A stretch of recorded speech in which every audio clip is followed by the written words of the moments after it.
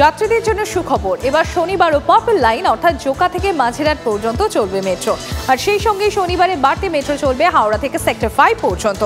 এতদিন পার্পল লাইনে মেট্রো চলতো সোম থেকে শুক্র, চলতি সপ্তাহ থেকে শনিবারও এই লাইনে মিলবে পরিষেবা।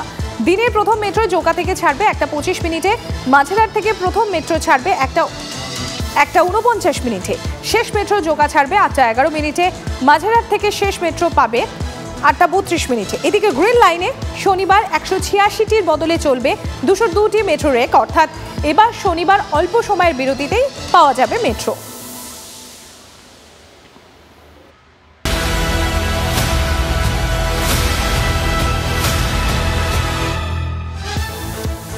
নাশকতা এড়াতে এবার কলকাতা মেট্রোয় এআই সুরক্ষা। দিল্লি বিস্ফোরণের পর সিদ্ধান্ত কলকাতা মেট্রো নিরাপত্তা ব্যবস্থা জোরদার করতে এবার এআই ভিত্তিক নজরদারি ব্যবস্থা চালুর সিদ্ধান্ত মেট্রো রেলওয়ে। এতে সুরক্ষা এবং নজরদারি দুই আরো বাড়বে বলে দাবি। বৃহস্পতিবার দীর্ঘ বৈঠকের পর কলকাতা মেট্রো কর্তৃপক্ষের তরফে এই সিদ্ধান্তের কথা জানানো হয়েছে। শুধুমাত্র এআই এর সাহায্যে সুরক্ষা বাড়ানোর কাজই হবে তা নয়, মেট্রো কর্তৃপক্ষের দাবি সন্দেহভাজন সবকিছুই আগে থেকে শনাক্ত করে সাবধান করতে সক্ষম নয়া প্রযুক্তি।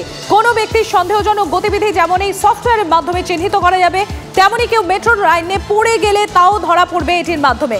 বস্তুত মেট্রোর লাইনে ঝাঁপ দিয়ে আত্মহত্যার চেষ্টার ঘটনা প্রায়শই ঘটে থাকে, আর তার জেরে মেট্রোর স্বাভাবিক পরিষেবাও বিঘ্নিত হয়। অনুমান নজরদারি বৃদ্ধির পাশাপাশি মেট্রোয় ঝাঁপ দেওয়ার প্রবণতা ঠেকাতেও এই এআই ভিত্তিক সফটওয়্যারটির সাহায্য নিতে চান মেট্রো রেলওয়ে কর্তৃপক্ষ।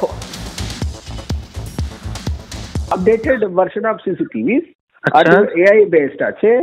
আপনারা মুভমেন্ট করবে, কেউ পড়ে গেল, কেউ অনেক দোকানে দাঁড়িয়ে আছে ওখানে লটারিং করেছে, আমরা ওরকম প্রোগ্রাম করলে ও এই আমাকে ডন্ডে বলে দেবে, দেখো এই ভদ্রলোক 2 ঘন্টা করে বসে আছে এখানে, কোনো লাভারিস ব্যাগ আছে, আমরা কে বলে দেবো ভাই এরকম লাভারিস ব্যাগ থাকলে খুঁজে দেবে। আচ্ছা, হোয়াট ইজ লাভারিস ব্যাগ? जो bag is under attended for hours together, ওরকম কে বলা হবে, ও খুঁজে দেবে।